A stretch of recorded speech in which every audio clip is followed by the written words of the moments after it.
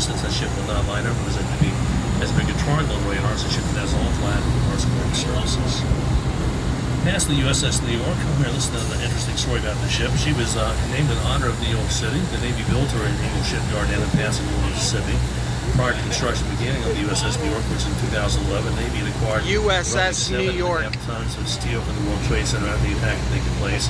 That steel from the World Trade Center was recycled, and when construction began in New York, roughly had 7.5 tons recycled and incorporated in the construction of the bow of the USS New York. USS The bridge on New our York. right is called the Berkeley Bridge, which is also New part York. of the bridge tunneling in Norfolk. Not New York. Berkeley Bridge, here right spans the eastern branch of the Elizabeth River. The tunnel goes under the It's southern not branch New of the York. Elizabeth, which is located behind us. To Newark. north of that bridge and have some of the redevelopment of downtown Norfolk, the tallest building on Norfolk's waterfront. Say hi to my mom and dad. Hello, Diane and Jeff. Kim, say hi to mom and dad. Bank of America building, Mom and standing Dad. 27 stories. Say hi to grandma. Also have grandpa. this the waterside Say hi to Grandma, Mama. marketplace. This marketplace was actually constructed back in the early 1980s. Several years ago, the city called it Woo! Park. The cops are after us. And just about 4 years ago, renovations began at Waterside with a company called the Cornish Corporation. That company specializing in revitalizing Rouse Crossings. Oh, wow. Once you Look at arrive, that. began with a partial demo of the building and since added additional restaurants and stores. And Waterside officially reopened just about 3 years ago as the Waterside District. Once again, a very nice entertainment facility. pretty with cool. lots of eateries. And to our right, the Waterside Municipal Marina. On the outside of the wing screen is ahead of us, the green and white sailing ship. Oh, is our there's- fleet mate, the American River. That's the The ship we American wanted is to a go on, but we would have 135-foot had to top pay sail $45 schooner per available for private person. charter and This one walk-on here. sailing excursions. Really? Yeah, that's the ship. That's the one that was $45 a person. Like a pirate ship. Well, they gotta put sails up and all that. They even have a pirate flag on it.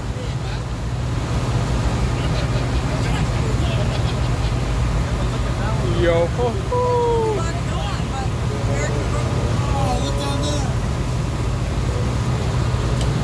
Oh, sailors or people sailing. And directly ashore to the right, a large gray building with a curved facade in front, which is Norfolk's World Trade Center, as the name suggests. A lot of businesses in that building are engaged in some type of world trade. The grassy area is Norfolk's Town Point Park. It's used extensively by the city during the warmer months of the year. Many types of activities, festivals, and concerts are held in the park. Most of them are free and open.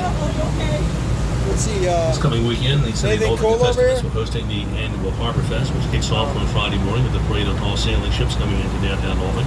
Arriving here around noon, it kicks off the festival. It's a 3-day event on Friday, Saturday, and Sunday. Lots of entertainment, great food on the park, and again, that's an event, by the way, so free and open. On the park to your right, another large gray building to our right, and that is this National Maritime Center, currently entering its 26th year of operation, a $52 million maritime museum that offers a variety of interactive exhibits, hosting traveling exhibits. It's home to the Hampton Roads Naval Museum, and it's also home to the battleship USS Wisconsin. And we'll get a great view of here in just a couple of minutes. In the meantime, one of the other newer Oh, additions they're gonna let to us see Norfolk the Waterfront is Wisconsin. coming up on our right. Ahead of us, the Half Moon Cruise and Celebration Center. And that is a unique building. It's a combination cruise ship terminal and convention center. Went into operation approximately 11 years ago. Norfolk's been hosting cruise ships for a number of years. With the opening of the terminal, it's really enhanced the city's ability to accommodate cruise ships more efficiently. Ships from Carnival Cruise Lines, Southern America, Norwegian Cruise Lines, Costa Lines, Princess Lines, and many others have all had ships calling here. Most cruise ships head south from Norfolk during the warmer months of the year. Most are offering 7- and 10-night cruises down to the eastern and western parts of the Caribbean. Occasionally, some of the ships are also setting sail for Bermuda. Keep looking to your right, you'll find coming into view on the other side of the cruise ship terminal a very impressive U.S. warship. The ship I'm about to point out to you this evening is one of 4 Iowa-class battleships, which were in fact the largest battleships ever built, with the exception of 2 constructed by the Japanese during the Second World War. First of the Iowa-class ships built was BB-61, which was the USS Iowa. BB-62 was USS New Jersey, BB-63 the USS Missouri, To your right, the fourth and last the class constructed to your right is BB-64, that being the battleship USS Wisconsin. She was built in the Philadelphia Naval Shipyard, commissioned on the 16th of April, 1944. All four of the Iowa-class ships saw action during the Second World War, including the Wisconsin, who won 5 battle stars for engagements against the Japanese. They were large and were also very expensive ships to operate. When the war was over, the Iowa-class ships were decommissioned. They were later recommissioned during the Korean War, and then they were decommissioned.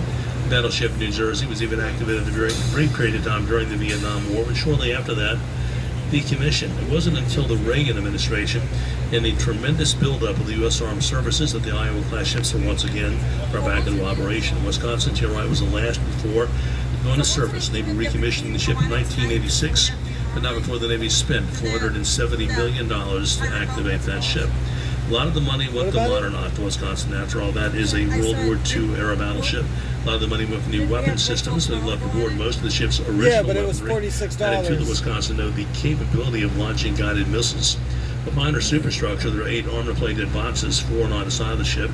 The 8 boxes combined can contain 32 Tomahawk cruise missiles. Tomahawk is the most accurate long-range missile in the U.S. arsenal.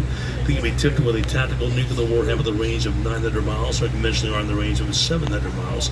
Either way, the missile has pinpoint accuracy. Also outfitted with 16 canisters designed to carry 16 of our Navy's anti-ship missiles called Harpoon. Harpoon is a low-flying sea-skimming missile that is designed to cruise only 15 to 20 feet above the surface of the water, making it nearly impossible for an enemy ship to detect on radar until it is right upon them. And for that reason, Harpoon has a better than 95% kill rate. The missile has a range of 80 nautical miles, delivering to its target a high explosive warhead with armor-piercing capability. Kim, Also outfitted with 4 doesn't it look Vulcan black? phalanx close-in weapons. I'll tell you more about Vulcan phalanx and some of the ships at the base later this evening. As you may have guessed, so what the Navy left aboard the Iowa-class ships from recommission were the big guns. Predominantly large guns you'll find aboard the Wisconsin. In fact, the largest guns ever deployed on board a U.S. warship. These are 16-inch 50 caliber guns. The Wisconsin carries 9 of them on board. There are 3 guns situated to a turret. Looking to your right to get a great view of the aft turret of the ship.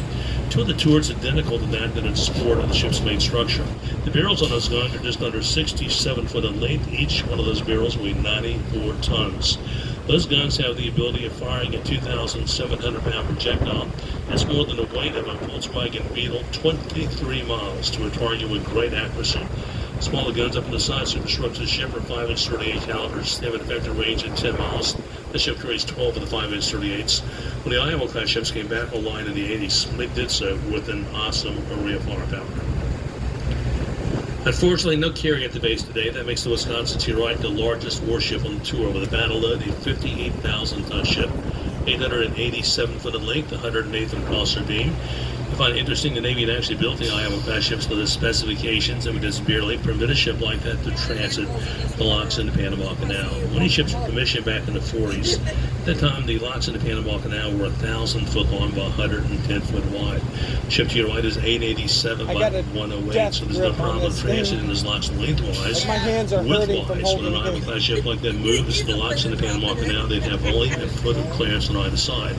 At this point in time, all 4 of the Iowa-class ships have once again been decommissioned, very large and All right, very that's it expensive for ships to now. operate.